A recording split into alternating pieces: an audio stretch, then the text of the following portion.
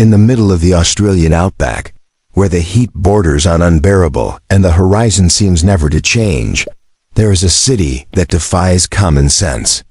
At first glance, Coober Pedy looks like a ghost town. Few buildings in sight, a dry silence, scorching dirt roads. But what can't be seen is what truly astonishes. This city doesn't live on the surface. It breathes underground. It's as if its residents decided to hide from the world, not out of fear, but out of necessity. The sun in Coober Pedy isn't just hot, it's dangerous. For much of the year, temperatures easily exceed 45 degrees Celsius. And in facing this desert, the first inhabitants realized, to survive here, one had to disappear from the map. But stay alive. And that's what they did. Houses, hotels, churches, bars, everything was carved into the rock. The underground became shelter, school, home. Living in Coober Pedy is waking up to the artificial light of a bulb, climbing a few steps, and only then seeing the sky. It's stepping outside and coming face to face with nothing, and still knowing that there is life bubbling below the ground line. The name of the city comes from an Aboriginal expression meaning white man's hole. And indeed, it was white miners who, in the early 20th century, arrived there in search of opal, the precious stone that, in Coober Pedy, emerges from the desert like a promise. They came seeking riches but found a greater challenge, survival. It didn't take long for them to realize that the real treasure wasn't in the sparkling stones, but in adaptation. They created tunnels, underground rooms, skiles as routines. And gradually, the city expanded, downward. Today, more than half the population lives below the earth. It's an invisible city, but not absent. Silent, but pulsing. The hardships are many. Geographic isolation means access to basic supplies is limited. Dust storms cover everything with a thick layer of red. There's no vegetation, no rivers, no shade. The land is hard, dry, and demands everything from those who choose to stay. But despite this, or because of it, Coober Pedy is a symbol of resilience. Each hand-carved wall tells a story. Each tunnel dug beneath the desert bears witness to a choice few would dare to make. Because living there isn't just about escaping the heat. It's about embracing a life outside the mold. Outside the surface. Outside the ordinary. It's living where no one imagined someone could still breathe. Children learn from an early age to live with darkness, with thick silence, with waiting. Adults become improvised engineers, instinctive miners, architects of livable caves. The city seems frozen in time, but it's precisely because of that it teaches so much about it. There is no luxury. No shop windows, no rush. Hours in Coober Pedy are measured by the variation of heat that seeps even into underground homes. They're counted by the arrival of the water truck, by the school bell that rings between rocky walls, by the dim light that marks the boundary between night and day. But there's another side, the side of small joys, of gatherings in echoing bars carved into the earth, of soccer matches played under the shade of lonely poles, of weddings held in underground churches that feel more like sacred grottos. There, everything is intimate, everything is deep, literally and emotionally, and there is hope. Because even in isolation, the residents of Coober Pedy have created a united community. They help each other. They share stories, tools, recipes, and sometimes even silence. Because their silence is a language, a code of respect. A way of saying, we are here, even if no one sees us. It's impossible to walk through the rock-carved galleries and not be moved. Each step downward is also a dive into a way of life that endures through time and hardship. A city that doesn't beg for attention, but screams for admiration. Coober Pedy is the kind of place that, once discovered, changes how we see the world. Because it forces us to recognize that life doesn't always flourish on the surface. Sometimes it hides. Sometimes it protects itself. And that's precisely why it continues to exist. In the end, the city that lives underground teaches more about humanity than many bright urban centers bathed in sunlight. It teaches about sacrifice, about creativity, about the value of every wall built with effort, and about what it truly means to call a place home. If you've made it this far, it's because something in Coober Pedy has touched you. Maybe the silence, maybe the resilience, maybe the idea that life can be full even far from everything. So don't let this story die on your screen. Keep listening, keep exploring. Because the world still holds invisible cities, and each one has something precious to reveal. Click follow, turn on notifications, and share this video with someone you believe needs to discover that hidden worlds exist at the edges of the ordinary, and that they endure, day after day, beneath our feet. Coober Pedy didn't begin with urban planning. It began with a 14-year-old boy looking for water and finding opal instead, a shimmering opaline stone that awakened the greed of thousands. The opal fever turned a forgotten point in the desert into a hub of frantic exploration. Men came from all over, digging with pickaxes, digging with their own hands, dreaming of wealth, but finding fatigue, heat, and a land that seemed to refuse to yield easily. It was in this hostile setting that the city began to take shape, not upwards like others, but into the ground.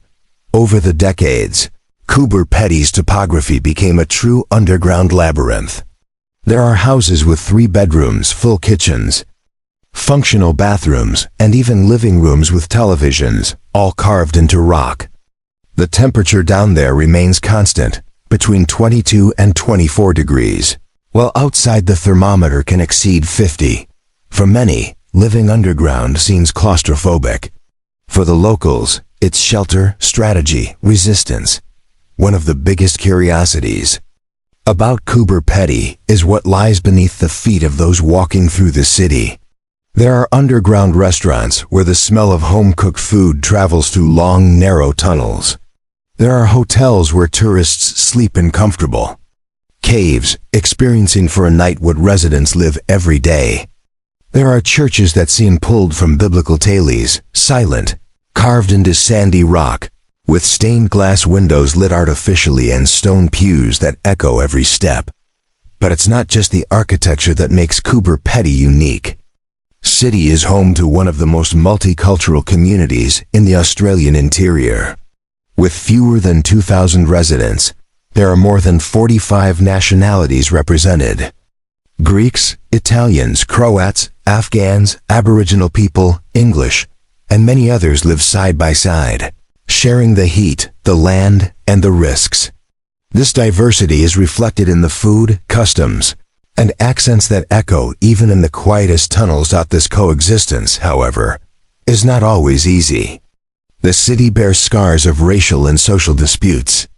The Aboriginal people, original inhabitants of the land, still face exclusion.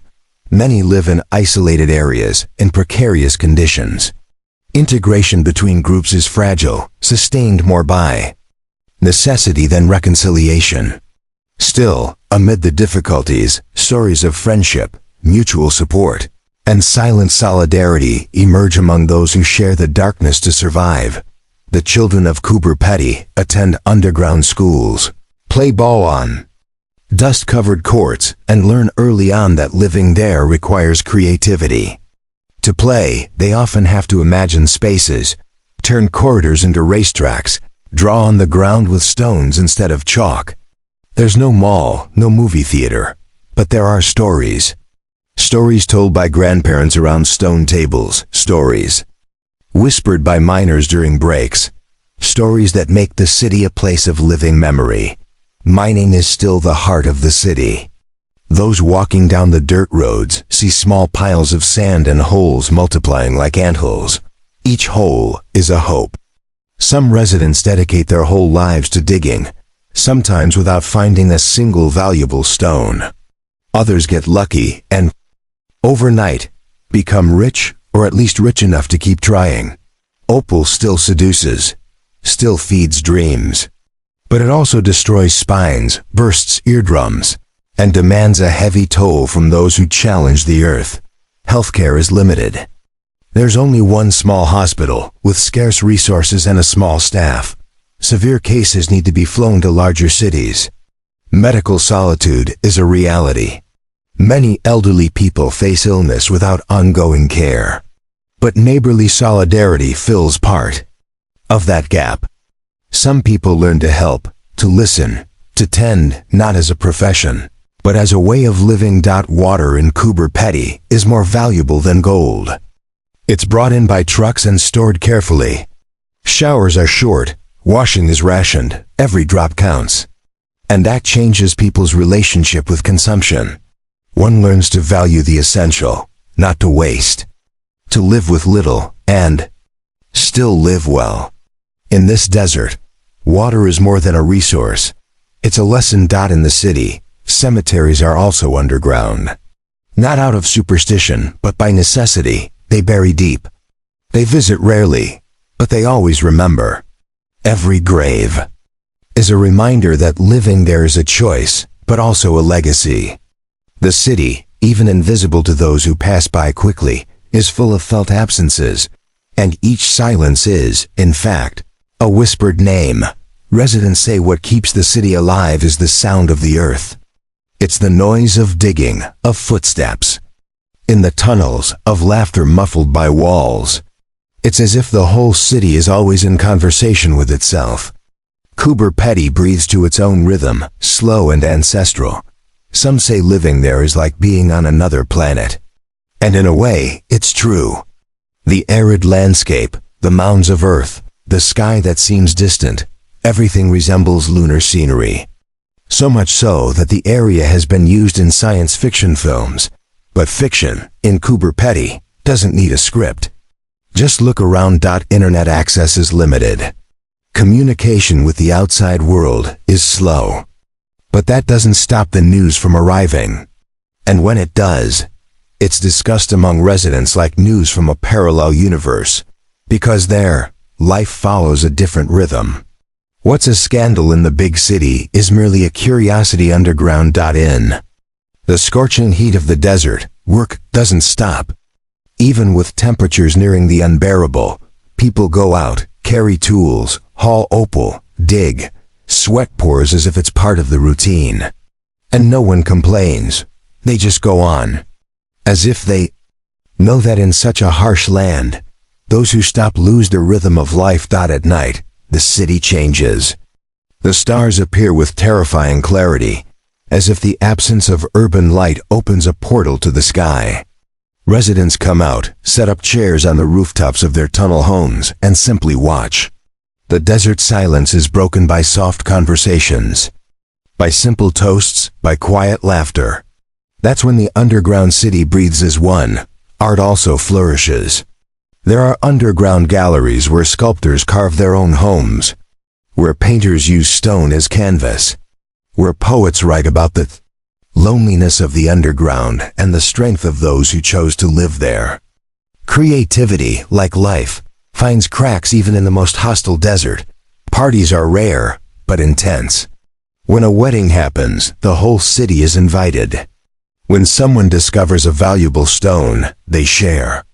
When there's a successful new dig, everyone knows. The news travels fast as if the earth had ears. And on those occasions, there's music, there's dancing, there's celebration. Because those who live in the dark know how to value any light. Coober Pedy is not a place for those seeking comfort. It's for those seeking meaning. It's for those who understand that the essential may be hidden, that heat can be overcome, that darkness can teach. It's for those who believe that life doesn't have to be visible to be extraordinary, and that's why the city remains there, firm, silent, carved. A testimony that it's possible to build an entire existence where many would find it impossible to live. A city that doesn't shine, but that endures. In the silent tunnels of Coober Pedy, it's not just homes that are carved, relationships are too. Without the rush of big cities and the constant distraction of screens, bonds there deepen over time. Neighbors don't just know each other's names.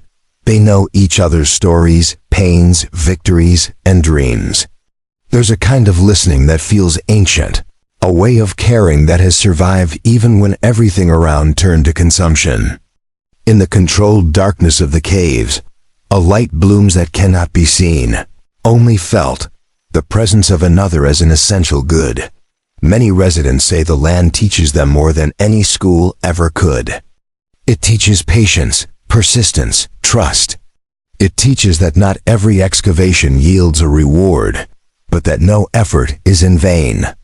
There is wisdom in the calloused hands of those who dig for hours, days, weeks, knowing they might find only silence. And still, they dig. Not for the stone itself, but for the ritual, the search, the silent pact with possibility. There is something almost spiritual in the way they deal with time. There, the clock doesn't rule. The heat dictates schedules. The silence dictates rhythms. There's no rush, but there is intensity. When they work, they give it their all. When they rest fully. Life there is whole, even when it seems simple. And that wholeness gradually reveals a philosophy, to live less outwardly and more inwardly, not just into the earth, but into oneself. The challenges of youth in Coober Pedy are unique. Many young people grow up divided between two worlds, the invisible city where they were born, and modern Australia they see on TV. Some leave in search of other opportunities. Others return, bringing new knowledge. And some never leave and build their families, stories, and roots right there. The dilemma of staying or going is in nearly every late afternoon conversation, in nearly every gaze lost on the red horizon. Food is another point of adaptation. There are no supermarkets with fresh products available at any time. Many goods arrive from afar, on trucks that travel long journeys through the desert. Prices are high. Options are limited, so people learn to value the essential. They learn to cook with what they have, to create flavor with simplicity. Every meal is an exercise in gratitude and creativity. The city has no luxury, but it has an abundance of stories. There are residents who survived cave-ins, others who found opal stones the size of fists. Some who lost everything and started over. Some who found love underground. Who raised children among the rocks. These stories don't make the news, but they become identity.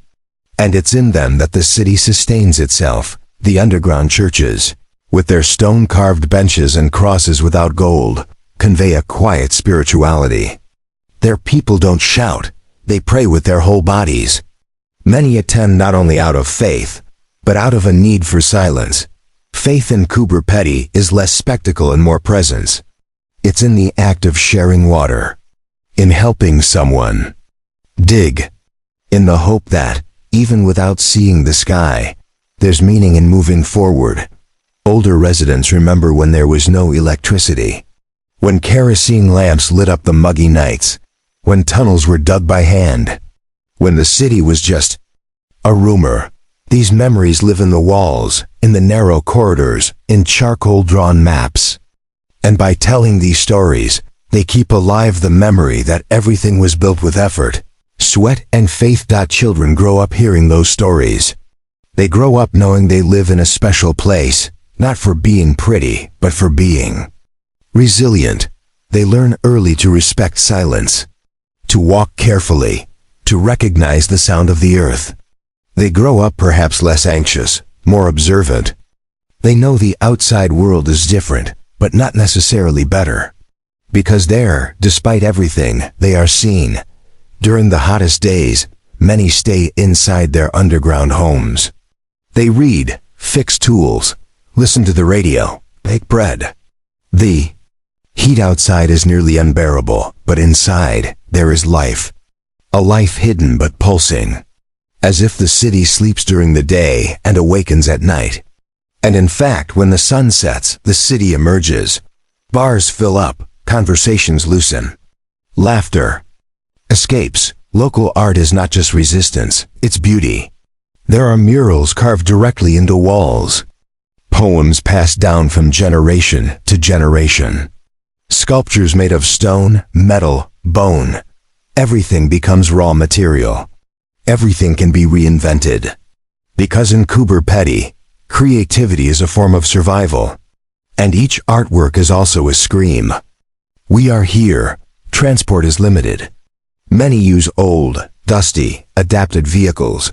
The roads are dirt, requiring attention. But that doesn't stop people from coming and going. Because the will to keep moving is stronger than the difficulty. In every old car there's a story, a soundtrack, a marked path.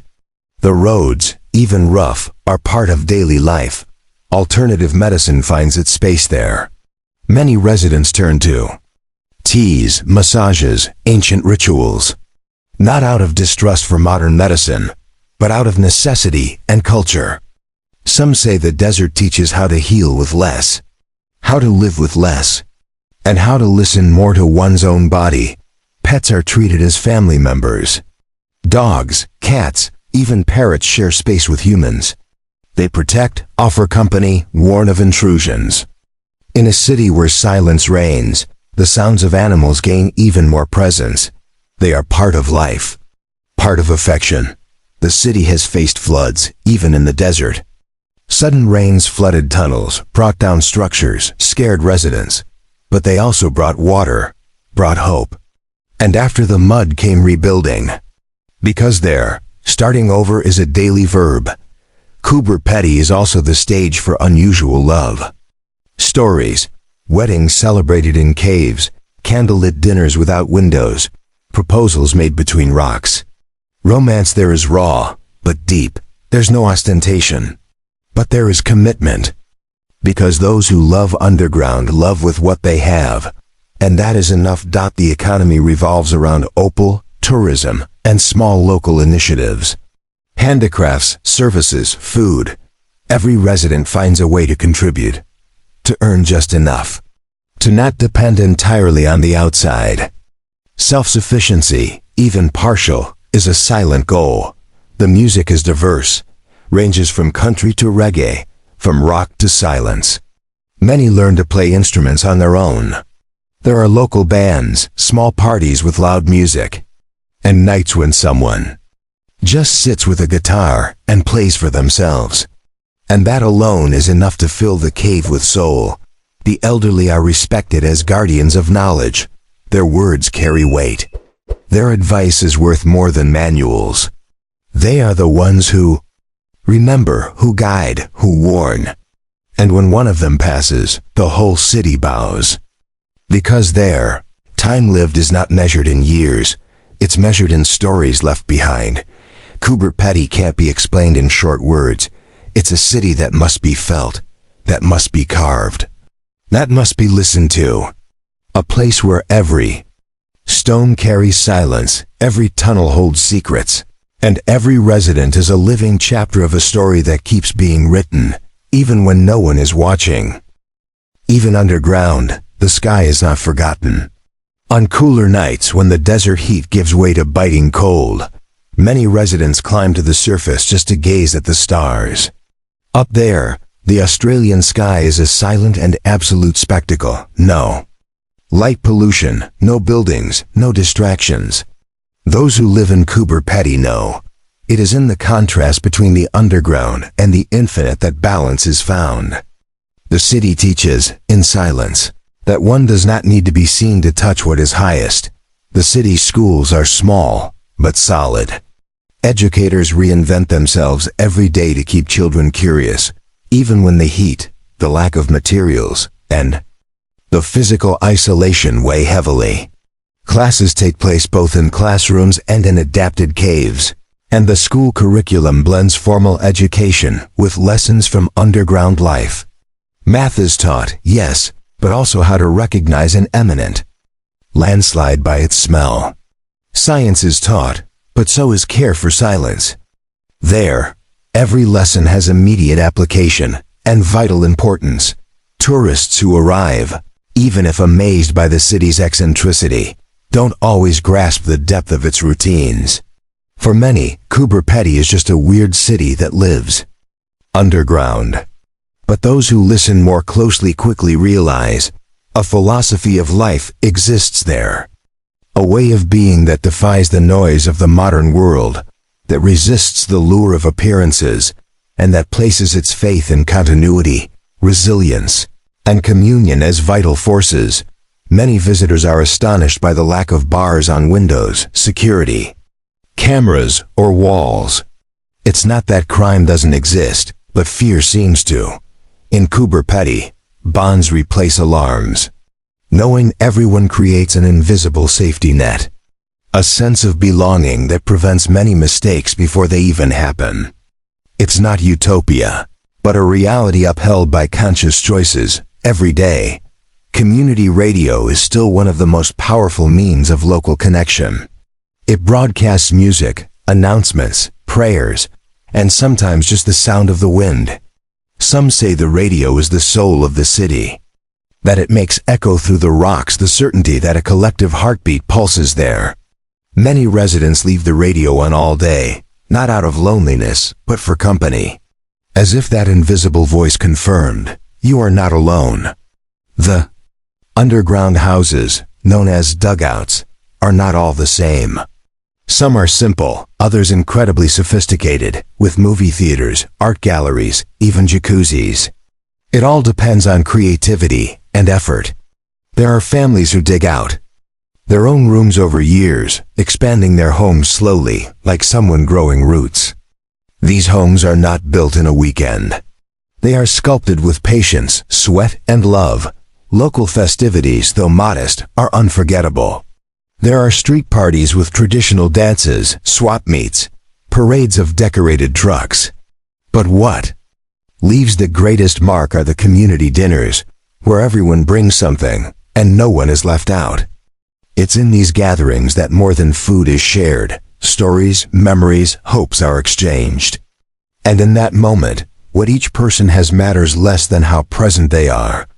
Underground, the senses sharpen. The nose detects changes in air humidity. The skin recognizes textures that indicate danger. Hearing picks up sounds imperceptible on the surface. Living underground is a constant exercise in awareness, an involuntary training of consciousness. And maybe that's why, when returning to the surface, many say they hear life differently, more attentively, more wholly. There are moments when the isolation weighs heavily.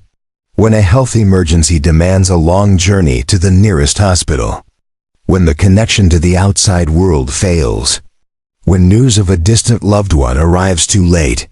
In those moments, Coober Pedy shows its fragility. But it's precisely in those painful moments that its strength reaffirms itself.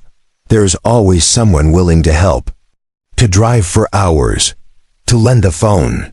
To wait together. The relationship with time is peculiar. Days aren't marked by clocks, but by sensations. One knows it's late when the rock cools. One knows it's morning when light finds a crack. Time is not the enemy, it is a companion. And for that reason, there is less rushing. Life is lived more slowly, but with more depth. Opal, although still a major local wealth, is no longer the city's only economic engine. Many residents have diversified their income sources, tourism, crafts, small businesses. But the relationship with the stone remains symbolic. It represents what the city is, something precious, rare, hidden, that only reveals its beauty to those who dig with patience. Children play with what they have. They make toy cars from cans, balls from tied-up fabric, games they invent themselves, and they are happy. Because there, the value isn't in the toy, but in the play. Not in having, but in living. And maybe that's the greatest lesson Coober Pedy offers to visitors. The essential can't be bought, it must be lived. Sandstorms, though rare, are respected. When the wind starts blowing harder, everyone knows what to do. They close entrances, cover openings, gather objects. The earth that gives also demands. And it's this reciprocal pact that sustains life. Respect to be respected. The art of digging is not just physical. It's symbolic too. In Coober Pedy, everyone is digging something. A dream, a refuge, a memory. The act of digging becomes a metaphor for seeking, for persistence. There, the surface is only the beginning. True life is found in the deeper layers of the soil and the soul. Newcomers go through a curious process. At first, they feel suffocated. They think the silence is noise. That time is a waste, that the earth is a prison.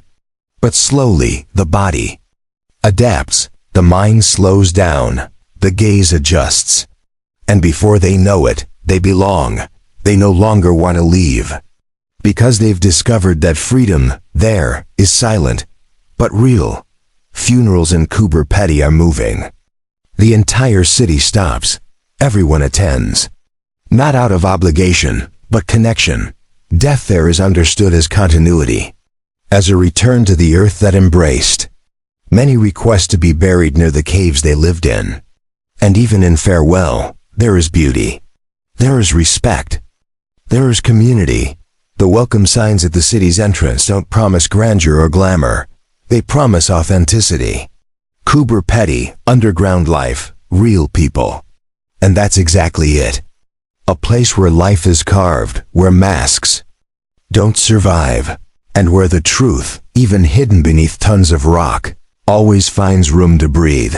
Some residents swear the city has its own sound. A faint hum, a persistent echo, a vibration not heard, but felt. They say it's the sound of the earth, or of the life beneath it. And it's that mysterious and continuous sound that lulls the dreams of those who sleep deeply under the desert's protection. Coober Pedy may seem like a world apart, but deep down, it's a mirror, inverted, silent, underground, of what we all seek: shelter, belonging, truth. And maybe that's why, even those who pass through quickly, feel that there's something there that the surface world has lost, and that can still be found. Coober Pedy is not just a dot on the map of Australia. It is a silent testimony that life, when embraced with simplicity, can flourish even in the most arid terrain. There, every grain of dust tells a story. Every excavation reveals more than precious stones. It reveals human layers, emotional depths, relationships woven in the dark and illuminated by trust. And even though the world spins fast out there, in Coober Pedy time learns to walk more slowly, respecting the space of those who chose to exist differently. The underground city defies the standard. It refuses the spotlight, but not the light. It prefers the coolness of caves to artificial air conditioning, silence to the noise of horns, communal bonds to the rush of metropolises. Those who live there live intensely. They live with purpose. They live with the clarity that the essential cannot be bought, and that the future doesn't need to be loud to be promising.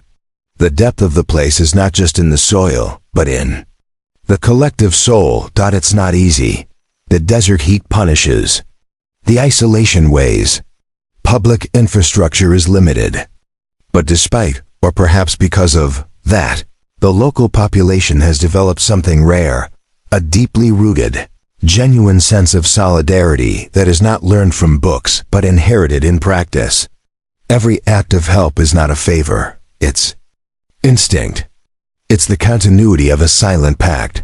We're in this together, even when everything seems against us. What impresses most in Coober Pedy is not its eccentric appearance or its excavated homes. It's the fact that life is lived there with truth.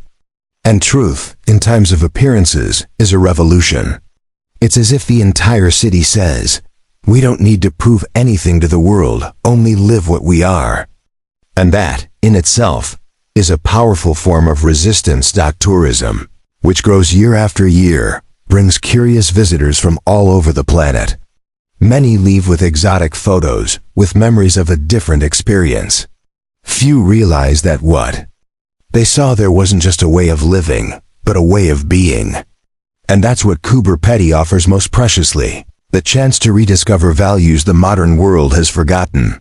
The city's joy doesn't come from grand celebrations, but from small gatherings, from sharing bread, from long hugs, from saying good morning with sincerity, and especially from the ability to find beauty where many would only see harshness. Life there is not easy, but it is full of meaning. And that changes everything. Dreams in Coober Pedy are not buried, they are nurtured. Like seeds beneath the earth, they grow in silence until the right moment to emerge. Some take years, others decades, but all carry an impressive force, the certainty that it's worth persisting. And when they bloom, even discreetly, they transform everything around them. The city's spirituality is not written on signs or displayed in luxurious temples. It lives in gestures, in whispered prayers, in respect for the seasons, in listening to the elders, in reverence for the land that shelters. It is a faith without spectacle, but with depth. A faith that doesn't need a stage to exist. Children growing up there learn early on that being different is not a problem, it's a path. They learn to respect others' choices, to live with multiple cultures, to survive with the necessary, and to value the invisible. And maybe that's why they have more attentive, sensitive, and mature eyes than many children in urban centers. Time, in Coober Pedy, is treated as an ally. There is no anxiety for tomorrow, no rush to end the day. There is a unique rhythm, an internal compass that guides routines. This respect for time allows relationships to strengthen, work to become artisanal, and life to be more felt than merely lived. Challenges, of course, remain. The city needs more resources, more healthcare, more connectivity. But it also needs to be seen, not as a geographic oddity, but as a human heritage. A living proof that other ways of inhabiting the world are possible. Coober Pedy is also a reminder. A reminder that sometimes we must dig within ourselves to find what truly matters. That silence has value. That darkness can be shelter. That depth has more to offer than the noisy surface. It is, therefore, an invitation to introspection and transformation. Many who visit say they couldn't live there, but few leave untouched. Because there is something in that red soil, in those carved walls, in those frank gazes, that stays with those who pass. A kind of wisdom that isn't taught, it's absorbed. The city, with its strange name and unusual forms, will remain. There, firm, calm, solid, digging the future, sheltering stories, offering refuge to those willing to look beyond the obvious. To those who still believe that living can be, above all, a collective act of resistance. You may never visit Coober Pedy. You may never walk through its tunnels or smell the damp earth underground. But now that you know a little of its story, you carry a part of it within you. And that already transforms you. Because knowing realities like this expands the borders of what we call possible. And if this story touched you, share it. Not out of vanity, but out of awareness. There are many invisible cities in this world. Many intense lives outside the spotlight. And sometimes, all they need is someone willing to listen and pass it on, like this video. Comment what impressed you the most. Subscribe to the channel. Turn on notifications. And help keep alive these stories that the modern world tries to silence. Because life doesn't only happen in capitals. It pulses powerfully in the places where almost no one looks. This channel exists for that. To give voice to the invisible, to record what resists, to remind us that the world is bigger and more beautiful than we are led to believe. And as long as stories like Coober Pedy's exist, there will also be a reason to keep telling them. You've just discovered what life is like underground. Now look around and ask yourself, are we really living on the surface?